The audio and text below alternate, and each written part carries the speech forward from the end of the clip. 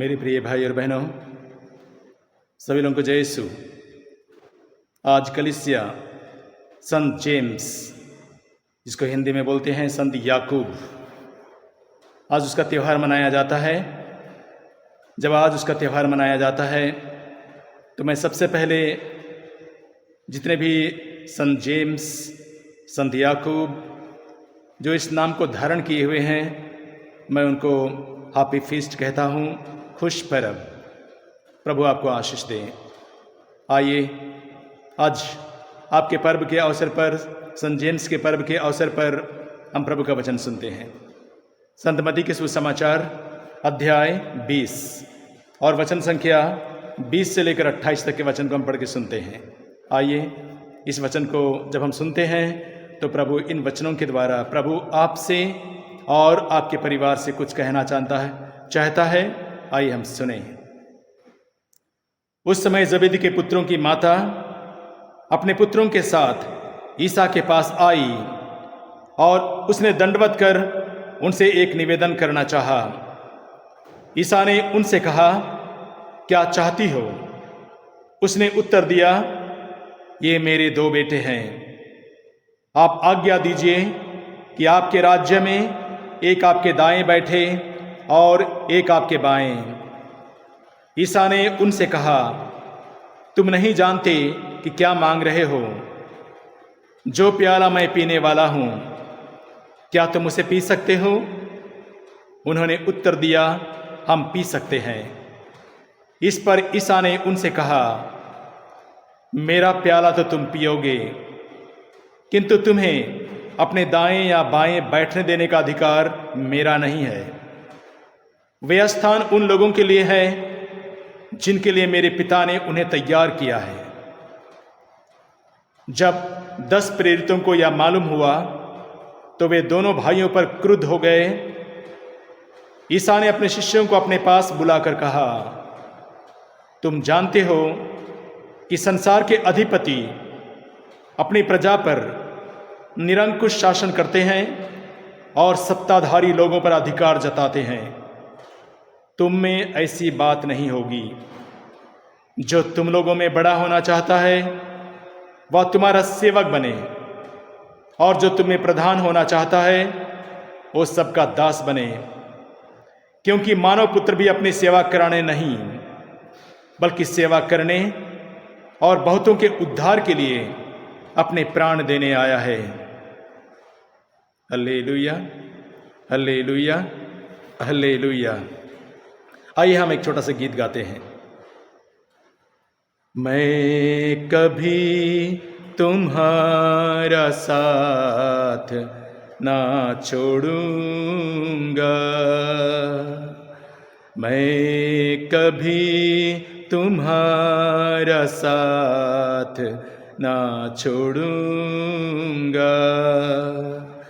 दुनिया के अंतिम क्षणों तक साथ रहूंगा।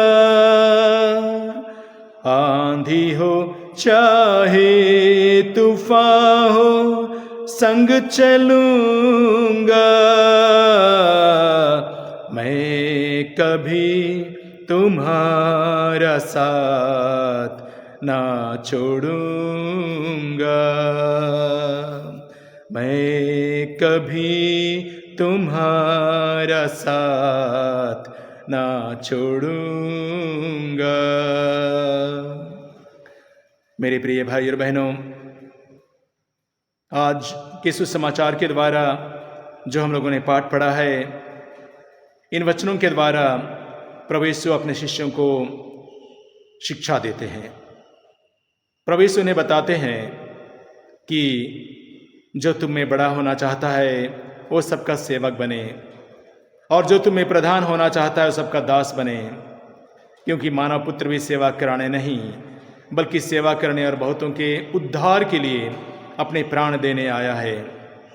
जब आज हम इस वचन को सुनते हैं और संत जेम्स, संत याकूब का त्यौहार मनाया जाता है, तो हम सबसे पहले परमेश्वर को धन्यवाद देते हैं कि प्रभु के क्रूस मरण के बाद प्रभु यीशु ने कलवारी बलिदान में दुनिया की मुक्ति के लिए जो रक्त बहाया, उसके बाद प्रभु यीशु के 12 शिष्यों में सबसे पहले उन अभिषिक्त 12 शिष्यों में संत जेम्स, संत याकूब, जिन्होंने सबसे पहले अपना पवित्र रक्त, अपना अभिषिक्त रक्त कलीसिया के लिए बहाया। हम बाइबल में देखेंगे प्रेरित चरित्र में अध्याय 12 और वचन 1 और 2 में लिखा हुआ है, राजा हेरोद, उन्होंने याकूब और पेतरुस को गिरफ्तार कर लिया और उसके बाद उन्होंने याकूब को तलवार के घाट उतार दिया। ये वही याकूब है, ये वही हेरोद है जो बहुत घमंडी, निर्दयी और उन्होंने क्रूरतापूर्वक शासन किया और लोगों को जीवन में बहुत दुख और तकलीफ उन्होंने ले आया। मेरे प्रिय भाई और बहनों, हम बाइबल में देखेंगे कि जब याकूब को तलवार के घाट उतार दिया गया, तब हम देखते हैं कि यहूदी लोग बहुत खुश हुए और उसके बाद उन्होंने देखा कि यहूदी लोग खुश हुए तो उन्होंने पेतरुस को भी गिरफ्तार कर लिया और उसको दूसरे दिन उसे भी तलवार के घाट उतारना चाहता था हेरोद, राजा हेरोद।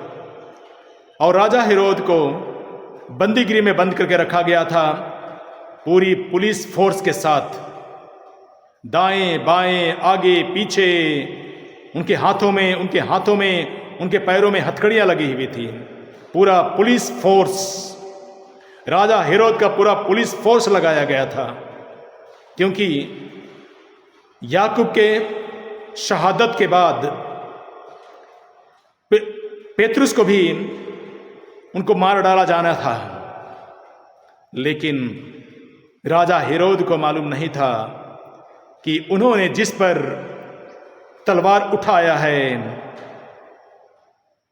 वह ऐसे व्यक्ति पर तलवार उठाया है जो उस सर्वशक्तिमान ईश्वर का सेवक है।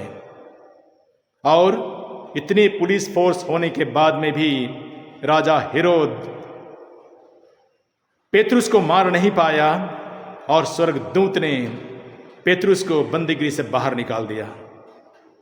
मेरे प्रिय भाई और बहनों, हमारी कैथोलिक कलीसिया में अभिषिक्त लोगों का इतना लहू बहाया गया है और उसी के बदौलत अंधकार की शक्ति, शैतानी शक्ति कलीसिया के सामने टिक नहीं पाता है और वे नष्ट हो जाते हैं। इसलिए प्रभु यीशु ने पेतरुस से कहा था, शिष्यों से कहा था, मैं पेतरुस तुम चट्टान हो, इस पर मैं अपनी कलीसिया खड़ा करूंगा और अधोलोक के फाटक इसके सामने टिक नहीं पाएंगे, अधोलोक के फाटक इसके सामने टिक नहीं पाएंगे। मेरे प्रिय भाई और बहनों, आज जब संत जेम्स याकूब का त्यौहार मनाया जाता है तो हम देखते हैं सुसमाचार में उसकी माँ उन बेटों को लेकर प्रभु यीशु के पास में ये आग्रह के साथ ये निवेदन करने के लिए आई थी कि मेरे 2 बेटे तुम्हारे राज्य में, एक आपके दाएं और एक के बाएं बैठे। प्रभु यीशु ने उनसे कहा, तुम नहीं जानती कि तुम क्या मांग रही हो। और प्रभु यीशु उन शिष्यों से कहते हैं कि तुम जो प्याला मैं पीने वाला हूँ, क्या तुम उसे पी सकते हो? और उन्होंने कहा था, हम पी सकते हैं। जब प्रभु यीशु ने पूछा था, क्या तुम प्याला पी सकते हो? और उन्होंने कहा था, हम पी सकते हैं, लेकिन शायद उस वक्त प्याला पीने का मतलब उन लोगों ने नहीं समझा। प्याला पीने का मतलब तुम्हें प्राण देना होगा मेरी कलीसिया के लिए, तुम्हें शहीद बनना पड़ेगा, लहू गिराना पड़ेगा मेरी कलीसिया के लिए, जिस कलीसिया को मैं पेतरुस रूपी चट्टान पर खड़ा करूंगा और जिसका नींव मैंने अपने कलवारी बलिदान में पवित्र लहू बहाकर मैं उस कलीसिया का नींव हूं, उस कलीसिया के लिए तुझे प्राण देना पड़ेगा। उस समय तो उन लोगों ने नहीं समझा और उन्होंने कहा हम प्याला पी सकते हैं। लेकिन इसके तुरंत बाद हम लोग ये भी देखते हैं कि शिष्य, उनके अन्य शिष्य उन्हें आपस में लड़ते हैं कि वे लोग प्रभु के राज्य में कि उनके दाएं और बाएं बैठेंगे। लेकिन प्रभु यीशु अपने शिष्यों को समझाते हैं और उन्हें बताते हैं शिष्य होने का मतलब, शिष्य होने का मतलब जो तुम में बड़ा होना चाहता है वो सबका सेवक बने, और जो तुम में प्रधान होना चाहता है वो सबका दास बने, क्योंकि मानव पुत्र भी यही करने आया है। Hallelujah, hallelujah, hallelujah. आज के पहले पाठ में हम लोग देखते हैं संत पौलुस जब उन्हें पवित्र आत्मा से भर दिया गया, शिष्यों को पवित्र आत्मा, जब उन्हें पवित्र आत्मा का वरदान मिला, प्रभु यीशु ने जब पवित्र आत्मा से उन्हें लैस किया, तो पवित्र आत्मा से भरने के बाद संत पौलुस आज के पहले पाठ में जो कुरिन्थियों का दूसरा पत्र अध्याय 4 और वचन 7 से लेकर आगे देखेंगे, जहां प्रभु का वचन कहता है, संत पौलुस कहते हैं वह आध्यात्मिक शक्ति वह मिट्टी के पात्रों में हम में रखी रहती है।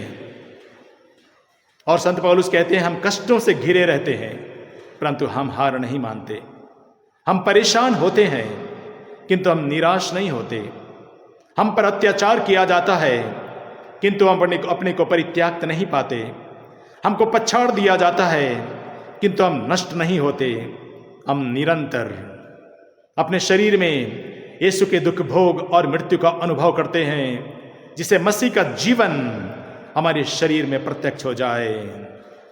मेरे प्रिय भाई और बहनों, हमारे देश में अभी भी बहुतों के मन में ये धारणा बनी हुई है कि हम धर्म परिवर्तन करते हैं।